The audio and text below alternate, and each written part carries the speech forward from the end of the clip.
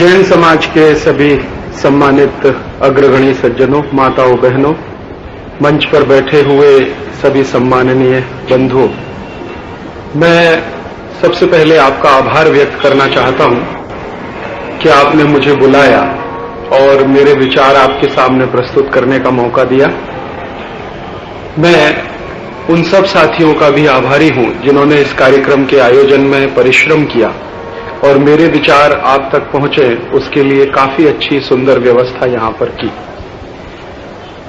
शाकाहार के बारे में, स्वदेशी के बारे में और पशुधन के बारे में, इन तीन विषयों पर मुझे आपसे कुछ कहना है। स्वदेशी अपनाओ, शाकाहार अपनाओ, पशुधन बचाओ, इस तरह की बातों पर मैं आपसे कुछ मेरे विचार प्रस्तुत करना चाहता हूं। और मैं ऐसा मानता हूं कि मेरे विचार सुनने के बाद अगर आप में से कुछ लोगों के मन में कुछ प्रश्न पैदा हो, कुछ आपके मन में जिज्ञासा पैदा हो, तो मैं 1 घंटे 30 मिनट का व्याख्यान करूंगा और 30 मिनट आपको प्रश्न पूछने का, आपकी जिज्ञासाओं का समाधान करने के लिए रखूंगा। तो आप में से किसी भी व्यक्ति को कोई प्रश्न आता हो तो जरूर पूछ सकते हैं। व्याख्यान के बीच में ना पूछें, व्याख्यान पूरा होने के तत्काल बाद आप चाहें तो अपना प्रश्न किसी कागज पर नोट करके रखें। मुझे बहुत खुशी होगी, क्योंकि सिर्फ व्याख्यान करके मैं चला जाऊं और आप सुनकर चले जाएं, उससे ज्यादा बेहतर है कि आप भी कुछ पूछें या आपके पास मुझे देने के लिए कोई सूचना हो तो वो जरूर दें। हमारा देश भारत जिसमें हम रहते हैं, इसकी कुछ खासियत है, कुछ विशेषताएं हैं। उन विशेषताओं को आप जानते हैं, मैं भी जानता हूं, हम सब जानते हैं। दुनिया में भारत जैसे कई देश हैं जिनकी कुछ दूसरी तरह की विशेषताएं हैं, और उन देशों की विशेषताओं के बारे में थोड़ी सी जानकारी हमको मिल सके, उस दृष्टि से थोड़ी बातें व्याख्यान के पहले कहना चाहता हूं। हमारे देश में सनातन मूल्य रहे हैं कुछ, उनमें से अहिंसा सबसे मुख्य है। अहिंसा का जो मूल्य रहा हमारे जीवन में, वो हजारों साल पुराना है। महावीर स्वामी जब हुए, उन्होंने जो अहिंसा की बात कही, उसके बाद पता नहीं कितने ऋषि मुनि आए होंगे जिन्होंने अहिंसा की बात कही। अहिंसा का सतत चलने वाला जो जीवन मूल्य है हमारे देश में, वो कहां से आया, इस एक छोटे से विषय पर मैंने कई जैन संतों के साथ सत्संग किया है। मुझे सद्भाग्य है कि मुझे जैन संतों का बहुत सानिध्य मिला। मेरा जन्म जैन परिवार में नहीं हुआ है, लेकिन कर्म मेरे सभी जैन हैं, और कर्म से मैं अपने आप को जैन इसलिए मानता हूं कि आप जिन नियमों का पालन करते हैं, लगभग उतने सभी नियमों का पालन मैं मेरे जीवन में करता हूं। हमेशा ही गर्म पानी पीता हूं, कभी ठंडा पानी नहीं पीता। पिछले 6 वर्षों में कभी मैंने ठंडा पानी नहीं पिया। पानी को हमेशा गर्म करके, और गर्म भी गुनगुना गर्म पीता हूं, गर्म को ठंडा करके नहीं पीता। कभी मांसाहारी भोजन नहीं करता। 2 वर्ष यूरोप में रहा तो भी कभी मैंने मांसाहारी भोजन नहीं किया। और मांसाहारी तो छोड़ दीजिए, अभी लोग कहते हैं ना वेजिटेरियन, तो यूरोप में कई जगह मैं ये सुनता था, वो कहते थे कि एगिटेरियन होने में कोई फर्क नहीं।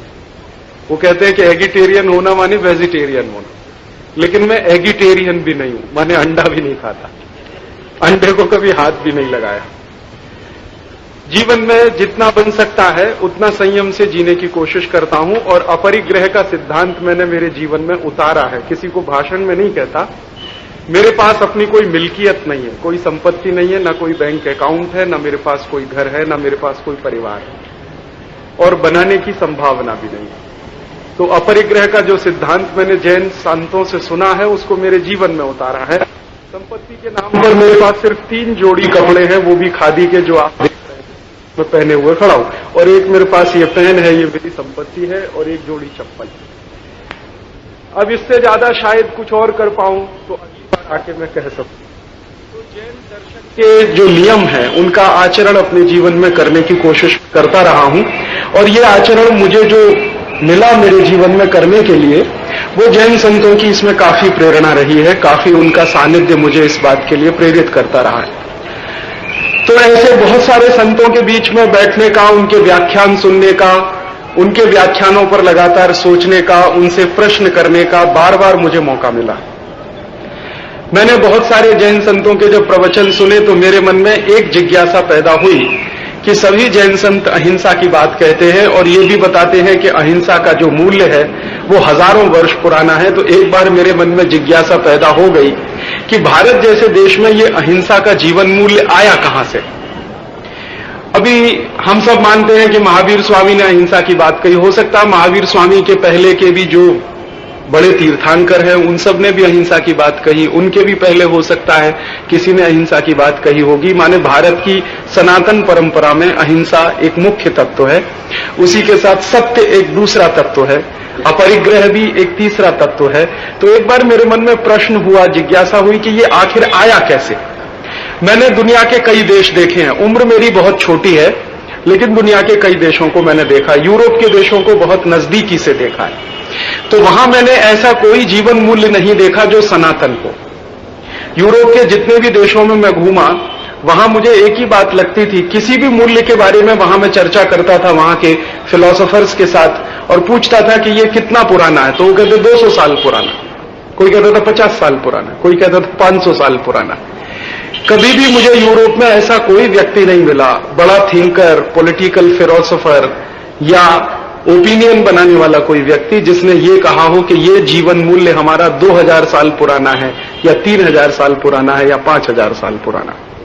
तो मेरे मन में एक बार ये जिज्ञासा आ गई कि भारत में ये जो जीवन मूल्य हैं सत्य के, अहिंसा के, ये कितने पुराने हैं कोई कह नहीं सकता। हो सकता है लाखों वर्ष पुराने हो सकता है करोड़ों वर्ष पुराने हो सकता है जब से भारत का जन्म हुआ हो तब से ये सारे जीवन मूल्य हों। तो प्रश्न मन में आया कि ये आया कहां से। एक बार मेरे मन में बहुत चिंतन आया कि ये अहिंसा कहां से आई हमारे जीवन मूल्य में, इसके पीछे जरूर तो कोई कारण रहा होगा अहिंसा के आने का। इस प्रश्न को लेकर बहुत सारे जैन संतों के बीच में गया, उनसे प्रश्न किए, वार्ता की, विवाद किया, उनसे समझने की कोशिश की, अपने ज्ञान को बढ़ाने की कोशिश की, शास्त्रों का भी काफी कुछ अध्ययन किया। तो उस अध्ययन में से एक दो बातें जो निचोड़ के रूप में मैं समझ पाया वो मैं आपसे कहना चाहता हूं। एक बात तो मेरे समझ में ये आई कि हमारे जीवन में अहिंसा की प्रधानता कैसे आई होगी, उसका एक सबसे बड़ा कारण जो मुझे लगता है, और भी कारण हो सकते हैं, वो कारण मुझे ये लगता है कि हम सब जितने भी लोग यहां बैठे हैं इस परिसर में, हम सब पुनर्जीवन में मानने वाले लोग हैं। हम सब मानते हैं कि बार बार जन्म मिलता है, लेकिन इतना भी मानते हैं कि मनुष्य का जन्म बड़े मुश्किल से मिलता है।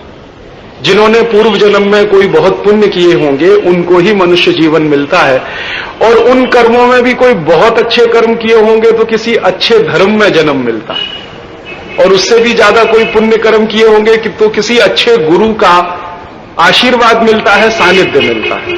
तो हमारे कुछ पुण्य प्रताप रहे होंगे, जो परम पूज्य श्री विद्यासागर जी महाराज जैसे व्यक्ति का सानिध्य आप सबको मिला है। मैं तो अभी तक तरस रहा हूं उनके सानिध्य के लिए, मैंने आज तक उनका वंदन नहीं कर पाया, ये मैं अपना दुर्भाग्य मानता हूं। उनके बहुत सारे शिष्यों का वंदन मैंने किया है, लेकिन उन तक मैं आज तक नहीं पहुंच पाया। मेरी बड़ी तीव्र इच्छा है, शायद इस बार चातुर्मास में मेरा संकल्प है वो पूरा हो जाए कि उनका जहां भी चातुर्मास होगा मैं सब काम छोड़कर वहां जाने वाला हूं। तो ऐसे जैन संतों के, पवित्र लोगों के, तेजस्वी लोगों के मुंह से जो कुछ मैंने सुना, उन्हीं के एक शिष्य के मुंह से मैंने जयपुर में सुना। विद्यासागर जी के शिष्य एक हैं, तो उनसे मेरी एक बार लंबी चर्चा हो रही थी इसी के बारे में, अहिंसा के प्रश्नों पर, इन सब प्रश्नों पर। तो उन्होंने कहा कि देखिए हम सब पुनर्जन्म में मानते हैं। मैंने कहा हाँ हम मानते हैं। तो उन्होंने कहा इसी में से ये निकला है। तो फिर मैंने इस विषय पर जब सोचना शुरू किया, एक दिशा मिली कि पुनर्जन्म में से निकला है, तो ये कैसे निकला होगा। तो बात समझ में आई कि पुनर्जन्म होता है, मैं भी मानता हूं, आप भी मानते हैं, ये भी हम मानते हैं कि पुनर्जन्म में मनुष्य जन्म बहुत मुश्किल से मिलता है, बहुत पुण्य किए हैं तो मुश्किल से मिलता है। और ऐसा भी माना जाता है तो करोड़ों योनियां होती, लाखों योनियां होती है, माफ करिए, 84 लाख योनियों की कुछ बात की जाती है, उसमें से मनुष्य एक योनि है, उसमें से हमें जन्म मिलता है। उन 84 लाख योनियों में चींटी भी है, मक्खी भी है, मच्छर भी है, छिपकली भी है, सांप भी है, मेढक भी है, गाय भी है, बैल भी है, भैंस भी है, बकरी भी है, सभी तरह के जीव जंतु जो पूरी दुनिया में या प्रकृति पर हो सकते हैं। तो हमको ये जो मनुष्य जीवन मिला तो पुराने कर्मों के सिद्धांत के आधार पर मिला।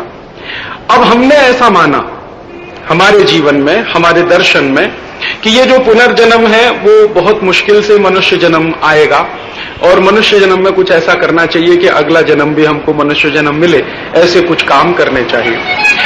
अब जब हम ये मानते हैं कि मनुष्य जन्म बहुत मुश्किल से मिलता है, तो इसी में से एक बात निकलती है कि अगर हमने कर्म खराब किए तो हमारा मनुष्य जन्म अगली बार हो सकता है बदल जाए। खराब कर्म के आधार पर हो सकता है अगला जन्म चींटी का मिल जाए, अगला जन्म मक्खी का मिल जाए, मच्छर का मिल जाए, छिपकली का मिल जाए, किसी का भी मिल जाए। तो इसका अर्थ यह हुआ है कि हमारा जन्म हमारे हाथ में नहीं है, किसी और के हाथ में है। परमपिता हम उसको कहें, परमात्मा कहें, ईश्वर कहें, जो भी कहें उसके हाथ में है। वो हमारे कर्मों का लेखा जोखा रखता है, उसी के आधार पर हमको जन्म देता है। तो हमने अच्छे कर्म किए हैं तो अच्छा फल मिलेगा, माने मनुष्य जन्म मिलेगा। नहीं किए हैं तो किसी दूसरी योनि में हम चले जाएंगे। अब ये योनि अगर बदल जाए, मान लीजिए आज मैं मनुष्य हूं और मैंने मनुष्य जन्म में कुछ गलत काम कर दिए, मान लीजिए मुझसे कोई पाप हो गया, हिंसा हो गई, कुछ भी हो गया, तो हो सकता है कि अगले जन्म में मुझे वो जन्म मिल जाए। उदाहरण के लिए मैं ऐसी एक छोटी सी बात कहता हूं कि मैं मान लीजिए मनुष्य हूं और मैंने पाप किया, हिंसा की और चींटी को मार दिया, या चींटे को मार दिया, या मक्खी को मार दिया, या किसी को मार दिया, तो हो सकता है कि वो जो परमपिता परमात्मा है, ईश्वर है, वो मेरे इस काम का लेखा जोखा रखेगा और हो सकता है मुझे अगला जन्म चींटी का ही दे देगा ताकि मुझे भी कोई मारे। तो वो जो दर्द है वो तभी तो मुझे महसूस होगा। जब मैं चींटी बनूंगा और मुझे कोई मारेगा तभी मुझे दर्द महसूस होगा कि चींटी बन के मरने का दर्द क्या होता है। मैं जब तक मनुष्य था मैंने किसी चींटी को मार दिया तो उसका दर्द मेरे मन में नहीं है कि मैंने उसको मार दिया तो उसको क्या दर्द हो सकता है। तो हो सकता है अगला जन्म मुझे चींटी का मिले और मैंने ही जो पाप किया, जो बुरा कर्म किया, वही बुरा कर्म करके मुझे कोई मारे, दूसरा कोई जन्म मिले, कोई मारे, फिर चौथा जन्म। तो इसका अर्थ तो ये हुआ, और हम ये भी जानते हैं शास्त्रों के आधार पर और अपने व्यवहारिक जीवन के आधार पर कि अगर इस तरह से जीव जंतुओं को मरने मारने का सिलसिला चलता रहे तो प्रकृति का विनाश हो सकता है, क्योंकि प्रकृति में कोई भी जीव जंतु फालतू नहीं है। हरेक की अपनी उपयोगिता है और हरेक का अपना महत्व है। चींटी भले ही कितनी छोटी है लेकिन उसकी उपयोगिता है, मच्छर भले ही कितना छोटा है लेकिन उसकी उपयोगिता है। अगर नहीं होता तो ईश्वर ने उनको पैदा नहीं किया होता। ईश्वर जो है बहुत बुद्धिमान है, वो उन्हीं को पैदा करता है जिनकी जरूरत होती है, बिना जरूरत किसी को वो पैदा वैदा करता नहीं, क्योंकि उसके पास फुर्सत नहीं है, बहुत सारे काम है उसको करने के लिए। बिना जरूरी लोगों को पैदा करने के लिए तो फुर्सत का समय चाहिए ना, बहुत व्यस्त है वो, तो पूरी प्रकृति को चलाता है। अब जो पूरी प्रकृति को चलाता है, ब्रह्मांड को चलाता है, उसके पास तो बहुत सारे काम होंगे। हम एक छोटी सी फैक्ट्री चलाते हैं तो 24 घंटे में पता नहीं कितने काम निकल आते हैं, और वो दुनिया भर को चलाता है तो उसके पास तो कितने सारे काम होंगे। तो वो समझ बूझ के ये करता होगा। तो मैं कभी ऐसा सोचने लगा कि मान लो मैंने किसी को मारा, फिर मैं वही जन्म में आकर मुझको किसी ने मारा, फिर और किसी ने उस जन्म में वो किया तो उसको किसी ने मारा, तो फिर तो ये मरने मारने का सिलसिला बहुत लंबा चला गया। तो प्रकृति में तो कुछ बचेगा नहीं, और प्रकृति में कुछ बचेगा नहीं तो प्रकृति का संतुलन टूट जाएगा, और संतुलन टूट गया तो मेरा और आपका जिंदा रहना मुश्किल हो जाएगा। ऐसा कई जगह हो चुका है। आप में से बहुत सारे लोग जानते होंगे, हमारा एक पड़ोसी देश है चीन। एक बार वहां के नेताओं को कुछ सनक सवार हुई, और सनक सवार हुई तो विशेष किस्म की चिड़िया होती है चीन में, सबको मार के खा गए, और वो विशेष किस्म की चिड़िया खत्म हो गई चीन में। अब जब वो साल विशेष किस्म की चिड़िया खत्म हो गई तो उस साल चीन में धान पैदा नहीं हुआ, तो ऐसी भूखमरी आई कि दूसरे देशों से उन्होंने भीख मांगकर अपने देश का काम चलाया। फिर वहां के वैज्ञानिकों ने कहा कि तुमने बहुत बड़ी मूर्खाई का काम किया कि ये सब चिड़ियाओं को मार दिया, उनका मांस तुमने खा लिया, वो चिड़िया जिंदा नहीं है, उसका धान के पर गहरा रिश्ता। अगर वो चिड़िया नहीं होगी तो धान नहीं हो सकता। वो चिड़िया कुछ विशेष काम करती है, धान।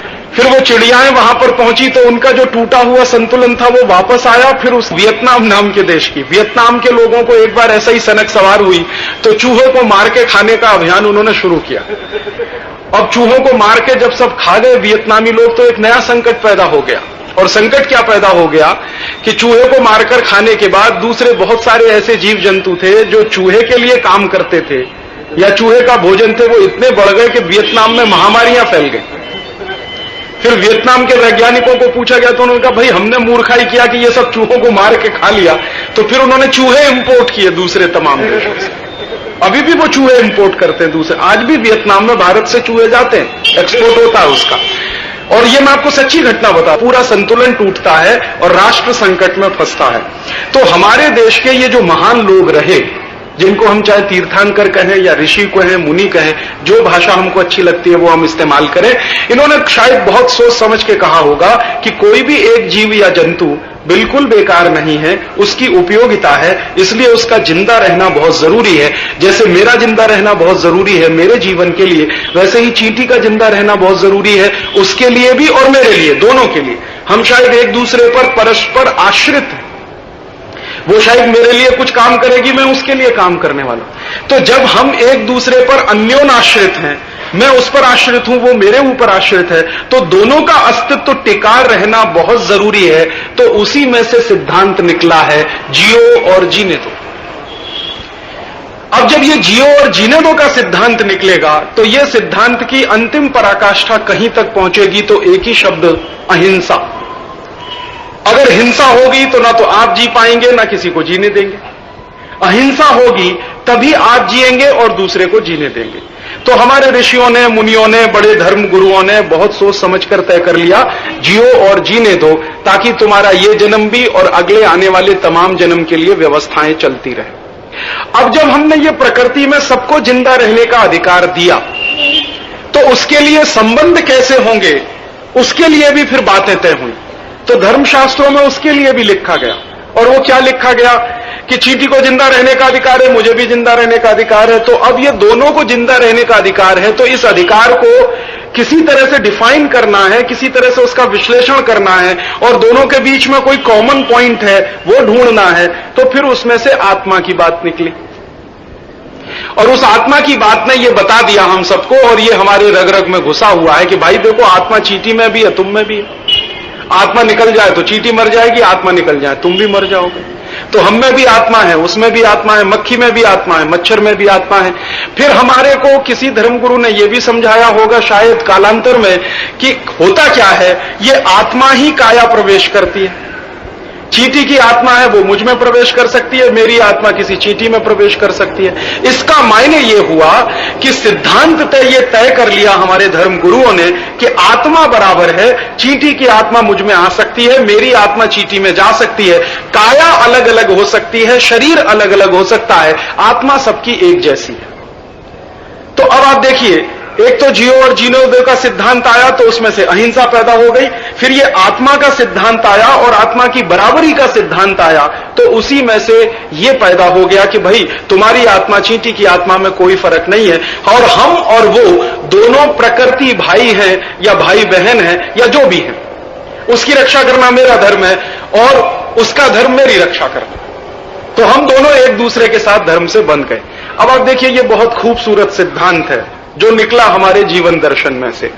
एक सिद्धांत ने हमको अहिंसा बता दी ताकि प्रकृति का संतुलन न टूटे, दूसरे सिद्धांत ने हमको आत्मा की बराबरी सिखा दी ताकि हम में अहंकार पैदा ना हो जाए।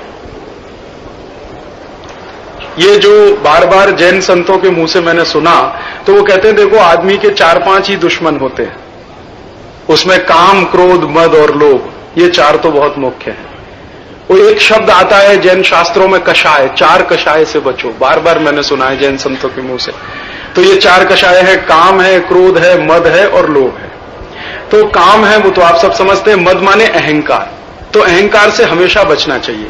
अब इस अहंकार से बचना हो तो कैसे बचें? अहंकार हमने पाल रखा कि हम चींटी से ज्यादा ताकतवर हैं। जैसे ही पता चलता है कि चींटी की आत्मा और मेरी आत्मा दोनों बराबर है, तो 1 मिनट में वो अहंकार खत्म हो जाता है। तो इस पूरी मानव जाति को अहंकार से बचाने के लिए, अहिंसा प्रिय बनाने के लिए वो सिद्धांत आ गया आत्मा वाला। अब इस बात को ठीक से हम समझें कि आप में आत्मा है, मुझ में आत्मा है, चींटी में भी आत्मा है, सब में आत्मा है। वो आत्मा एक से दूसरे में प्रवेश करेगी तो जन्म उससे चलता है, जीवन उससे चलता है। तो हमने आत्मा की बराबरी की बात मानी। अब जब आत्मा की बराबरी की बात मानी, तो अब प्रश्न ये होता है कि मैं मेरी आत्मा को अगर कष्ट नहीं दे सकता, तो चींटी की आत्मा को कष्ट कैसे दे सकता? जब मैं खुद महसूस करता हूं कि मेरी आत्मा को कष्ट ना मिले, तो मैं ये कैसे कह सकता हूं कि चींटी या मक्खी की आत्मा को कष्ट मिलना चाहिए? तो फिर ये आत्मा की जब बराबरी स्थापित हो गई, तो चींटी में और मुझ में कोई फर्क नहीं है, सिवाय इसके कि मैं कुछ ज्यादा काम कर सकता हूं, वो कुछ कम काम कर सकती है, ये क्षमता का प्रश्न है, वरना बराबरी हम दोनों में है। अब ये बराबरी हम दोनों में है, तो इस सिद्धांत को स्थापित कैसे किया गया व्यवहारिक जीवन में?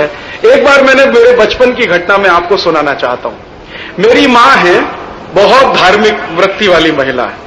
तो एक बार मैंने मेरी मां को एक प्रश्न किया था। ऐसे बहुत सारे बच्चे प्रश्न करते हैं अपनी माताओं से, अब सवाल है कि वो जवाब क्या दे उसका। तो मैंने एक बार मेरी मां से प्रश्न किया था। रोज सुबह मैं उसको झाड़ू लगाते हुए देखता था मेरे घर में। तो मेरे घर में वो झाड़ू इस्तेमाल की जाती है जो सींक वाली होती है। तो मैंने मेरी मां को पूछा कि ये जो सींक वाली झाड़ू बनाते हैं, इसमें आगे का हिस्सा इतना चौड़ा होता है और जहां से पकड़ते हैं वो इतना छोटा होता है कि ऐसा क्यों बनाते हैं इसको? दोनों एक जैसा क्यों नहीं बना लेते? आगे का हिस्सा भी उतना ही छोटा रहे जितना पीछे का है, या आगे का हिस्सा जितना चौड़ा उतना पीछे का भी हो जाए। तो मेरी मां उसका कुछ उस समय जवाब नहीं दे पाई। उसने कहा आप बनाते हैं तो बनाते हैं, तो ठीक है। लेकिन यह प्रश्न मेरे मन में बना रहा बहुत दिनों तक और अभी तक बना रहा। अब उसका थोड़े दिन पहले जवाब मिला कि इसी तरह का एक प्रश्न महात्मा गांधी को उनके किसी चेले ने पूछा था। गांधी जी सेवाग्राम आश्रम वर्धा में रहते थे, और सेवाग्राम आश्रम वर्धा में रहते थे, तो उन्होंने वर्धा में एक नियम बनाया था अपने आश्रम में कि जो झाड़ू बनाने वाला कारीगर होगा उसको उन्होंने आदेश दिया था कि देखो, झाड़ू का जो सामने वाला हिस्सा है, माने जो झाड़ने के काम में आता है, वो इतने दूर दूर उसकी वो होनी चाहिए, सीके नजदीक नहीं होनी चाहिए। तो पूछा कारीगर ने कि आप ऐसा क्यों बोलते हैं? तो गांधी जी ने कहा देखो कि ये सीके अगर बहुत नजदीक होंगी और तुम उससे झाड़ू लगाओगे तो चींटी के मरने की संभावना इसमें सबसे ज्यादा, और सीकें अगर दूर दूर होंगी तो उसके बीच का एरिया बढ़ जाएगा, तो उसके मरने की संभावना न्यूनतम है। तो गांधी जी कहते थे कि झाड़ू तो लगनी ही चाहिए, चींटी भी नहीं मरनी चाहिए। उस दिन मुझे समझ में आ गया कि हिंदुस्तान में झाड़ू ऐसी क्यों बनाई जाती है, क्योंकि यूरोप में मैंने ऐसी झाड़ू नहीं देखी। यूरोप में जो झाड़ुएं बनाई जाती है और जिनका इस्तेमाल किया जाता है, उनमें कभी भी यह ध्यान नहीं रखा जाता कि चींटी मर रही है, कि मच्छर मर रहा है, कि मक्खी मर रही है, कि क्या मर रहा है। उनके लिए इसका कोई महत्व नहीं है। लेकिन ये हमारे लिए तो इतने महत्व की बात है कि वो झाड़ू भी ऐसी होनी चाहिए जो सामने से एरिया को ज्यादा कवर करे और चींटी उसमें मरने से बचती रहे। तो माने अहिंसा हमारे जीवन दर्शन में इतने न्यून स्तर पर है, इतने माइक्रो लेवल पर है कि हम झाड़ू बनाने के पहले भी उसकी टेक्नोलॉजी या उसकी टेक्निक ऐसी डेवलप करते हैं कि भाई वो चींटी भी बचे और झाड़ू भी लगे। वो सवाल का जवाब अभी मुझे मिला जो बचपन से मेरे मन में आता था। तब मेरे मन में एक अहो भाव पैदा हुआ मेरे देश की संस्कृति के बारे में, मेरे देश के शास्त्रों के बारे में, कि जो देश के शास्त्र या धर्म गुरु इतने गहरे स्तर पर सोचते हों उतरकर कि झाड़ू तो लगनी ही चाहिए लेकिन चींटी नहीं मरनी चाहिए, उसके नीचे कोई जीव जंतु नहीं आना चाहिए, इसका मायने तो ये अहिंसा हमारा जो जीवन दर्शन है ये कोई बहुत गहरी बात है। और वो गहरी बात यहीं से है, पुराने जन्म पूर्व जन्म में से निकली हुई बात है। अब इसके साथ अब मैं दूसरी बात बताता हूं। हमने पूर्व जन्म को आधार बनाकर अपने जीवन को जब विकसित किया तो उसमें से अहिंसा निकली, अपरिग्रह भी निकलेगा। अपरिग्रह क्यों निकलेगा? अपरिग्रह इसलिए निकलेगा कि एक जन्म तो ये मिल गया और दूसरा जन्म फिर मिलने वाला। अगर इसी जन्म में सब कुछ खर्च कर लिया तो दूसरे जन्म के लिए क्या? मान लीजिए हम इंदौर में रहते हैं, इस जन्म में इंदौर का सारा पानी हमने खर्च कर लिया, दोबारा फिर जन्म लेके पैदा होंगे तब क्या खर्च करेंगे? आप सोचोगे इस बात को। और इसकी संभावना तो हमेशा बनी हुई है कि दोबारा जन्म भी मिलने वाला है। काम अच्छे करेंगे तो पक्की बात है मिलने ही वाला है। तो दोबारा जन्म अगर मिलेगा और पानी नहीं रहेगा तो फिर क्या करेंगे? और मान लीजिए इसी जन्म में सारी मिट्टी हमने इस्तेमाल कर ली, दोबारा जन्म मिला तो फिर मिट्टी की जरूरत पड़ेगी, तो कहां से लाएंगे? तो इसलिए अपरिग्रह आया कि जीवन में उतना ही लेना है जितना आपके तात्कालिक जरूरत को पूरा करने के लिए काफी है, बाकी बचाकर छोड़ना है ताकि आने वाली पीढ़ियों के लिए भी काफी बना रहे और वो आने वाली पीढ़ियों में हम भी शामिल हो सकते हैं। इसी में से अपरिग्रह निकला ना, और कहां से आएगा अपरिग्रह? ये सारे जो सिद्धांत है ना वो हमारे व्यावहारिक जीवन में से निकले हुए सिद्धांत हैं। तो इसी में से अहिंसा निकली, इसी में से आत्मा की बराबरी निकली, इसी में से अपरिग्रह निकला, इसी में से सत्य निकला, इसी में से बाकी सारे जो सिद्धांत हैं हम मानते हैं वो इसी में से निकले हैं। तो मूल जो दर्शन है वो आप उसको मैं आपके दिमाग में बिठाना चाहता हूं, वो पुनर्जन्म का दर्शन है। और उस दर्शन पर जब आप धीरे धीरे आगे बढ़ेंगे तो ये सारी बातें उसमें से निकलती चली आएंगी। अब इसके विपरीत दूसरी बात बताता हूं। मैं जब यूरोप में रहा तो मैंने यूरोप में चलने वाले धर्मों का भी थोड़ा अध्ययन किया। दो तरह के धर्म मुख्य रूप से चलते हैं, ईसाइयत वाले हैं, उनमें से भी दो धाराएं हैं, कैथोलिक्स हैं, प्रोटेस्टेंट हैं। फिर कुछ ऐसे भी लोग मिले जो पारसी हैं वहां पर, कुछ ऐसे भी लोग मिले जो पुराने जमाने के यहूदी धर्म वाले हैं, लेकिन वो बहुत थोड़े हैं। और कहीं कहीं वे मुसलमान हैं। इसके अलावा तो कोई और जानकारी में मेरे आया नहीं। मैंने क्या किया कि इनके धर्मों की पुस्तकों को पढ़ा, कुरान भी पढ़ा, हदीस भी पढ़ा, बाइबल भी पढ़ा, बाइबल के दोनों टेस्टामेंट पढ़े, ओल्ड टेस्टामेंट पढ़ा, न्यू टेस्टामेंट पढ़ा, सब पढ़ा, बस एक ही बात को जानने के लिए कि इनके धर्मशास्त्रों में कहीं पुनर्जन्म का सिद्धांत है क्या, जो हमारे शास्त्रों में। तो मैं आपको जानकारी के लिए बताता हूं कि किसी भी ईसाइयत के शास्त्र में पुनर्जन्म का कोई सिद्धांत नहीं है, और किसी भी मुस्लिम धर्म के शास्त्र में भी पुनर्जन्म का सिद्धांत नहीं है, कहीं भी नहीं है। हां, ईसाइयत वाले पुनर्जन्म की बात एक और एक जगह पर करते हैं, वो भी ईसा मसीह के बारे में कि वो साहब मर गए थे तो 7 दिन के बाद फिर जिंदा हो गए थे, अपने शिष्यों को, अपने डिसाइपल्स को कुछ कहने के लिए, उसके बाद तो फिर उनका स्वर्गवास हो गया था। तो वो मानते हैं कि पुनर्जन्म एक ही व्यक्ति का हुआ और वो ईसा मसीह का था, बाकी किसी का पुनर्जन्म होता नहीं। इसका अर्थ ये है कि पूरे मुस्लिम समाज में, पूरे ईसाई समाज में जन्म सिर्फ एक बार ही मिलता है, बार बार नहीं मिलता। अब आप समझिए, जो समाज ऐसा मानकर चलेगा कि जन्म सिर्फ एक बार ही मिलता है, बार बार नहीं मिलता, उस समाज की मानसिकता, और जो समाज ये मानकर चलेगा कि जन्म बार बार मिलता है, बार बार मिलता है, बार बार मिलता है, उसकी मानसिकता, आप बोलो जमीन आसमान का फर्क होगा कि नहीं होगा? जब हमें ये मालूम है कि जन्म बार बार मिलने वाला है, बार बार मिलने वाला है, बार बार मिलने वाला है, तो हम कहेंगे भाई जल्दी क्या है? हमारी मानसिकता तो ऐसी ही बनेगी ना। जैसे हम कहते हैं भाई कर लो आज ये काम, तो कहते हैं काय के लिए कर ले, कल भी तो है ना, कल कर लेंगे। तो कोई कहता कल कोई जरूरी है कि कल का ही कोई वो निकला मुहूर्त, परसों भी कर सकते हैं, परसों भी क्या जरूरी है, महीने भर बाद भी कर सकते हैं। और बहुत लोग तो मैंने देखे कि क्या राजी भाई आप मूर्खाई की बात करते हैं, कोई जरूरी है कि इसी जन्म में करें, अगला जन्म मिलेगा तब कर लेंगे इस काम को। हमारे देश में एक महान व्यक्ति हुए, उनका नाम था महर्षि अरविंद। आप में से कई लोगों ने शायद उनके बारे में पढ़ा होगा, सुना होगा। तो महर्षि अरविंद ने एक बार इच्छा जाहिर की थी कि मैं 125 साल जिंदा रहने वाला।